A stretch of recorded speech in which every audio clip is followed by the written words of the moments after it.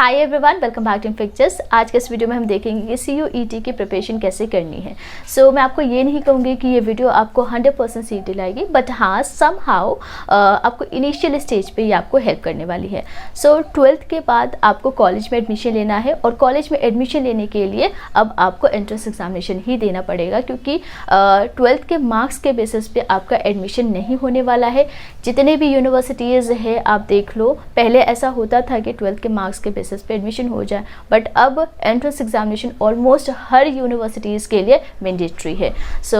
आज के इस वीडियो में हम CUET के प्रिपरेशन के बारे में बात करेंगे। बट अगर आप कोई भी एंट्रेंस एग्जामिनेशन की प्रिपरेशन करने वाले हैं या कर रहे हैं या कोई एडमिशन लेने वाले हैं कॉलेज में, ये वीडियो आपको हेल्प करेगी, ठीक है। क्योंकि जब हम इनिशियल स्टेज पे होते हैं तो बहुत कम गाइडेंस देने वाले होते हैं और अवेयरनेस की कमी होती है, ना ही इतनी इन्फॉर्मेशन होती है कि हम सेल्फ स्टडी कर सके।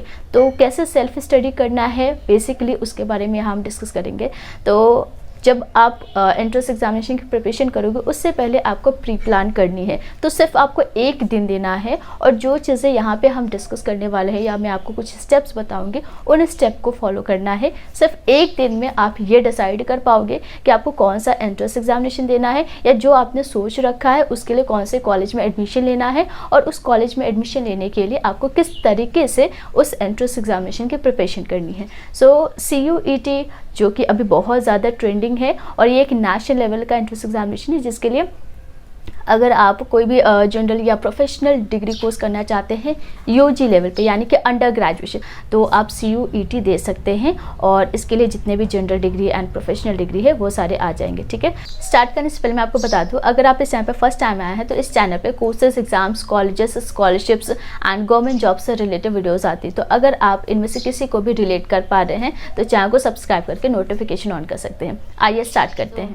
CUET 2022 that is common universities entrance test, जो कि नेशनल लेवल का टेस्ट है, इसका ऑफिशियली नोटिस आ चुका है सिलेबस एंड एग्जाम पैटर्न को लेके। तो एक सेपरेट वीडियो है जिसका लिंक डिस्क्रिप्शन बॉक्स में है। टोटल 4 सेक्शंस होने वाले हैं और चारों ही सेक्शंस मैंडेटरी नहीं है। सेक्शन फर्स्ट ए जो कि आपका लैंग्वेज टेस्ट होगा, 13 लैंग्वेजेस हो गए उसमें।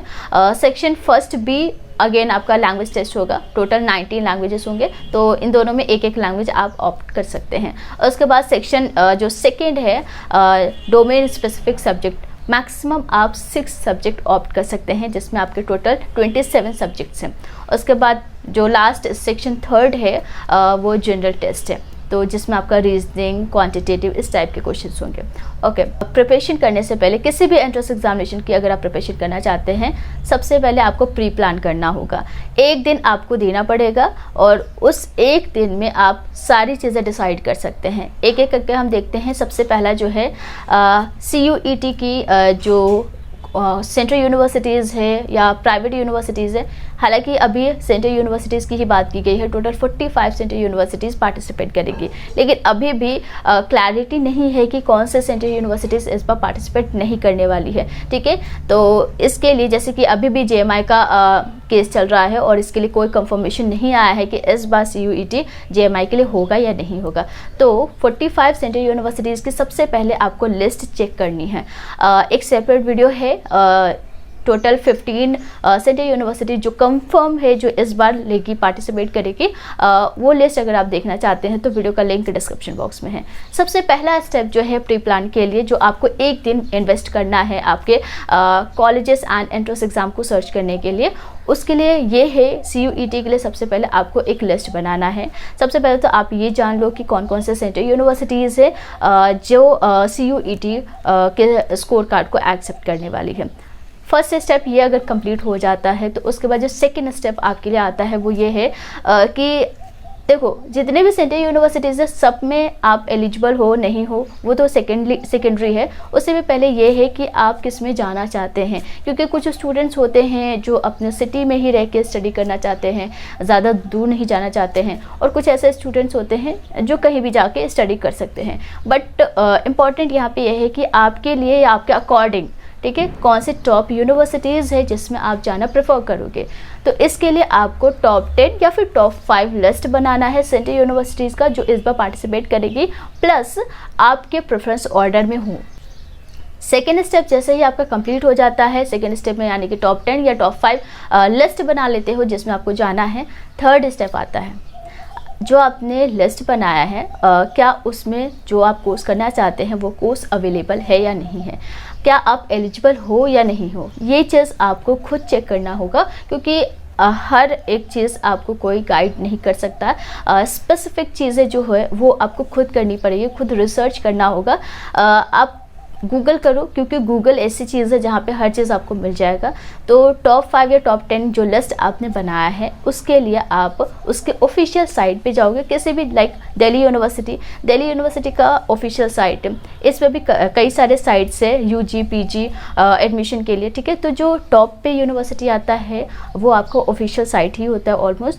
तो सबसे पहले तो आपको ये सर्च करना है आपको ऑफिशियल साइट पे जाके कि कौन कौन से कोर्सेज हैं और उस पर्टिकुलर कोर्स की एलिजिबिलिटी कंडीशन क्या है, ताकि अगर आप एलिजिबिलिटी कंडीशन फुलफिल कर रहे हो तो ही आप वहाँ पे एडमिशन ले पाओगे। भले ही आपने CUET दिया है, अगर आप एलिजिबिलिटी कंडीशन फुलफिल नहीं कर रहे हो पर्टिकुलर यूनिवर्सिटी का, पर्टिकुलर सेंट्रल यूनिवर्सिटी का, तो भी आप एडमिशन नहीं ले पाएंगे, ठीक है।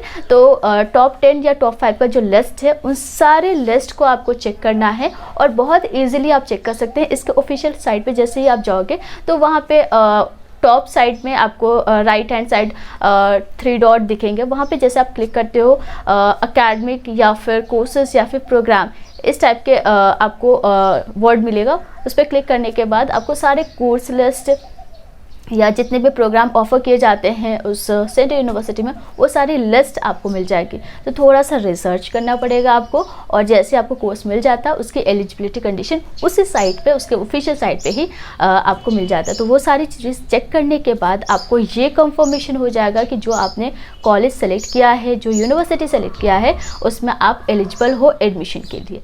अगर आपको फिर भी कुछ भी समझ नहीं आ रहा है कि उसके ऑफिशियल साइट पे कोर्सेज कहाँ पे है, एलिजिबिलिटी कंडीशन कहाँ पे है, तो उसके लिए एक और चीज़ आप कर सकते हो। 2022 में आप एग्जामिनेशन देने वाले हैं, 2021 का ब्रोशर निकालो, क्योंकि अभी तो मोस्टली जो यूनिवर्सिटीज़ है उसका 2022 का जो इन्फॉर्मेशन बुलेटिन होता है या फिर ब्रोशर जो होता है वो अभी फ़िलहाल नहीं आया है एडमिशन के लिए। तो 2021 को आप प्रेफर कर सकते हैं।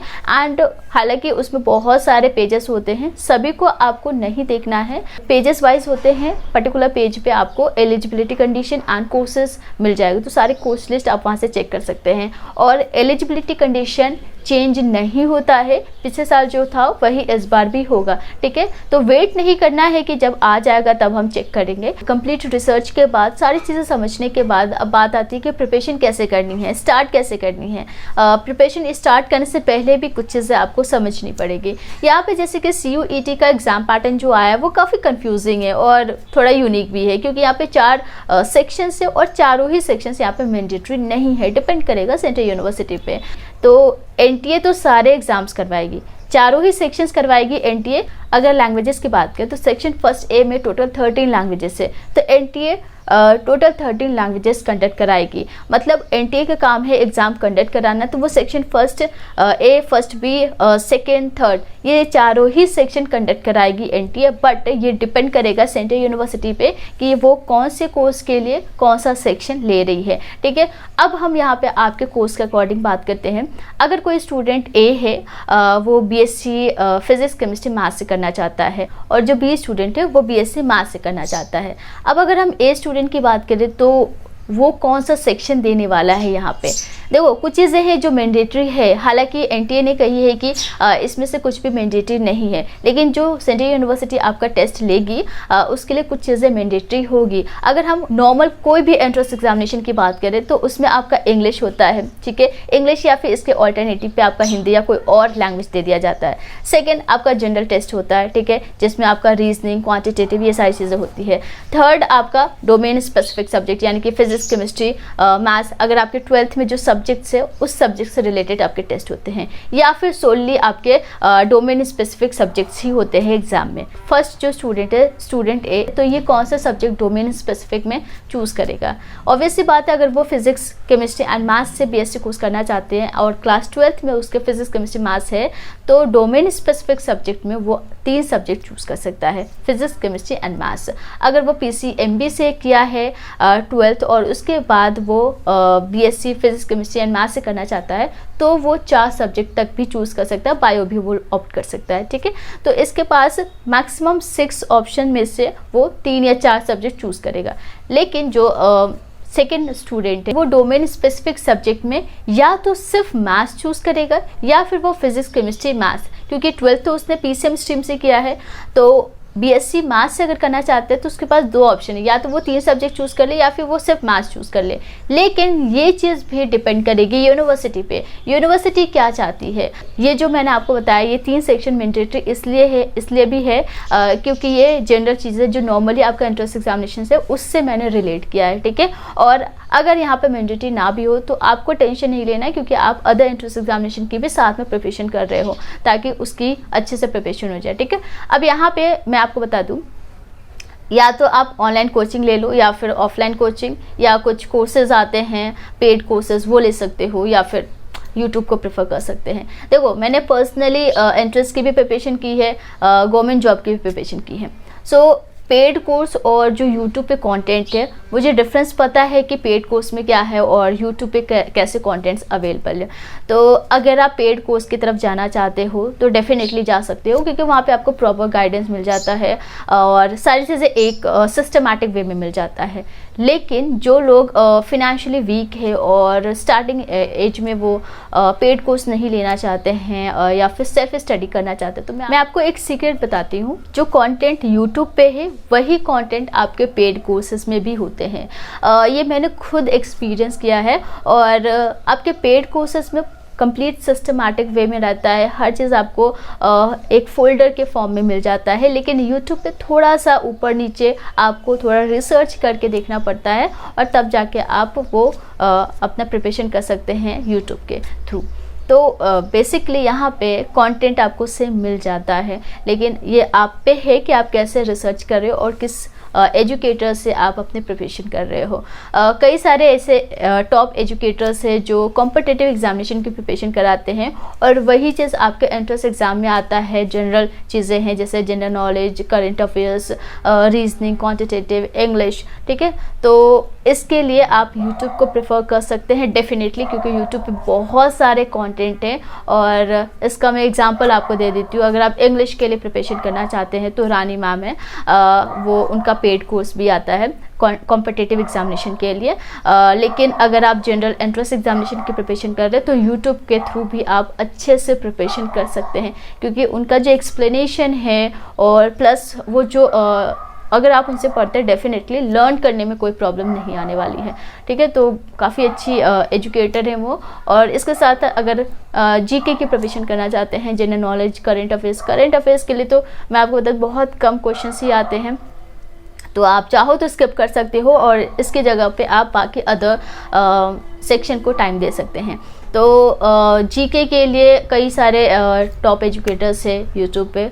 अगर मैं कहूँ तो कौशिक सर है जो जिनका पेड कोर्स मैंने देखा काफ़ी अच्छा है, और साथ ही साथ यूट्यूब पे भी उनके बहुत सारे कंटेंट है, तो वो आप प्रेफर कर सकते हो। अगर आप चाहते हो कि मैं language test and subject test पे कंप्लीट एक्सप्लेनेशन लेके आऊँ कि कैसे प्रिपरेशन करनी चाहिए, कौन कौन से बुक को प्रेफर कर सकते हैं, तो उसके लिए आप ज़्यादा से ज़्यादा कॉमेंट कीजिए ताकि मैं आपके लिए वो वीडियो लेके आ पाऊँ। तो जैसे कि आपके क्लास 12th में जो सब्जेक्ट है वही सब्जेक्ट आप डोमेन स्पेसिफिक सब्जेक्ट में चूज़ करने वाले हैं, तो 12th के साथ साथ आप प्रिपरेशन कर सकते हैं। पहले तो आप प्रीवियस ईयर के कुछ पेपर निकालो जो सेंट्रल यूनिवर्सिटी पहले कंडक्ट कराया जाता था, टोटल 12 सेंट्रल यूनिवर्सिटीज़ के लिए CU सेट इस नाम से पहले एंट्रेंस एग्जामिनेशन होता था। तो इसका जो प्रीवियस एग्ज़ाम का पेपर है वो निकालिए और उसके कुछ क्वेश्चंस चेक कीजिए, क्योंकि इससे आपको ये समझ में आ जाएगा कि जो पेपर है उसका लेवल क्या है और किस टाइप के क्वेश्चंस आ सकते हैं। इससे आप अपने डोमेन स्पेसिफिक सब्जेक्ट के लिए प्रिपरेशन कर सकते हैं। और आपको MCQ की ज़्यादा प्रिपरेशन करनी है, क्योंकि आपको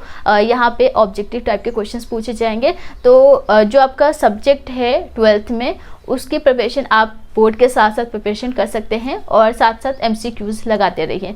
इंग्लिश के लिए भी आप यही कर सकते हैं। अगर आपके क्लास 12 में इंग्लिश है, मेजॉरिटी स्टूडेंट इंग्लिश ऑप्ट करने वाले हैं क्योंकि लैंग्वेज टेस्ट में यही सबसे ज़्यादा स्टूडेंट एग्ज़ाम देते हैं इसी लैंग्वेज टेस्ट का। तो इसके लिए भी आप 12th के साथ प्रिपरेशन कर सकते हैं। और यहाँ पे जैसे कि वोकैबुलरी आपका स्ट्रॉन्ग होना चाहिए, ग्रामर में आपका स्पॉटिंग एरर, इस टाइप के क्वेश्चंस आते हैं। बेसिकली आपका पैसेज होगा, उसको रीड करने के बाद आपको मल्टीपल चॉइस के आंसर्स देने होंगे, ठीक है। तो ये सारी चीज़ें आप क्लास 12 के साथ साथ कर सकते हैं और इसके लिए आप MCQ ज़्यादा से ज़्यादा लगाइए, ये ज़्यादा आपके लिए बेनिफिट होगा।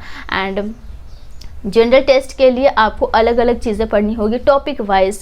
उसके लिए आप यूट्यूब को प्रेफर कर सकते हैं, एक एक टॉपिक को आपको कवर करना है, इससे आप अपने जनरल टेस्ट को कंप्लीट कर सकते हैं, ठीक है।